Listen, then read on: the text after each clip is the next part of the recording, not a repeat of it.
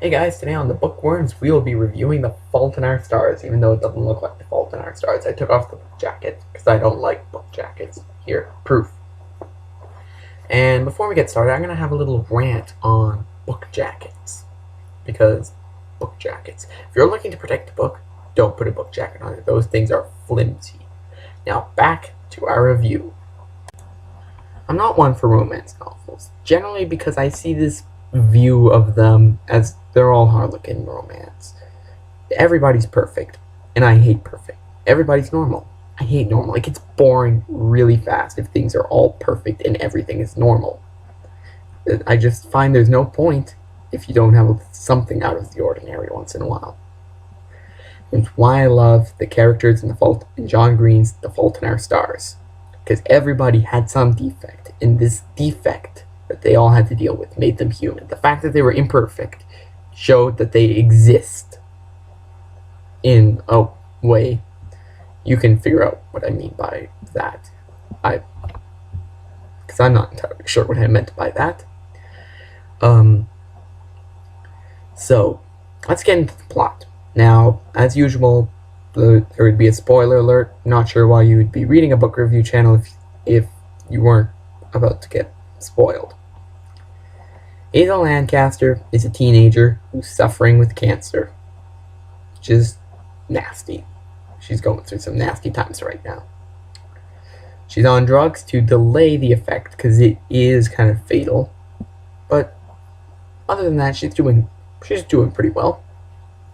She goes to a support group and meets Augustus Waters, the man of her dreams. Well, she wasn't really looking for a guy, but she met him. He was there.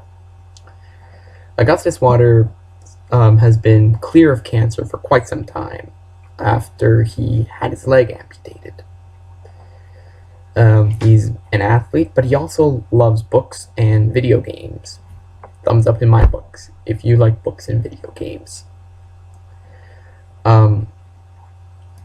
They go on, I wouldn't say a wild adventure, but you could call life a wild adventure if you want.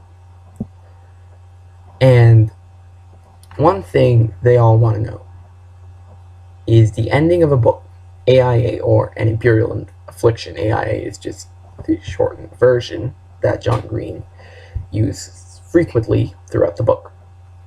They find that there's a few ropes left untied at the end of An Imperial Affliction. And they want to find it out from the author. This is the author's only book. It takes them on a journey to Holland, where they get to meet the author, who turns out to be an absolute jerk. They never get the story out of him, but it's pretty heart-touching in the end. Another thing I liked about this book is, I guess you could call it gender roles.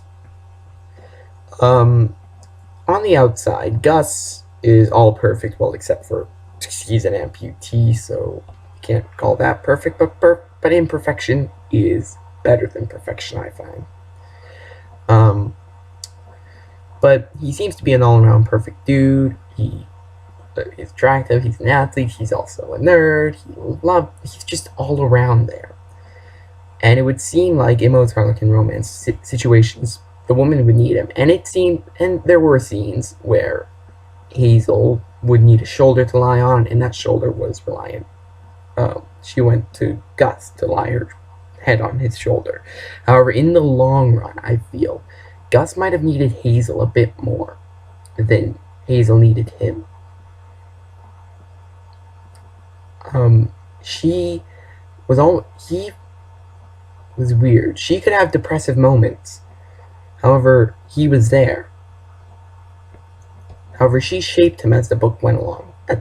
In the beginning of the book, he feared dying. And at the end of the book, you turn around and you realize she shaped him into a situation where he could face death with a smile and say, I did something in my life.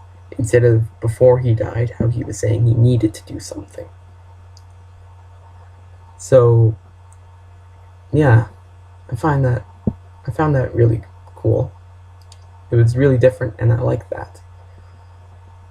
So yeah, I guess that wraps up today's video. If you like it, hit the like button. If you favorite, hit the favorite button. If you want to figure out where more videos are coming out, go like our Facebook fan page. The link will be in the description.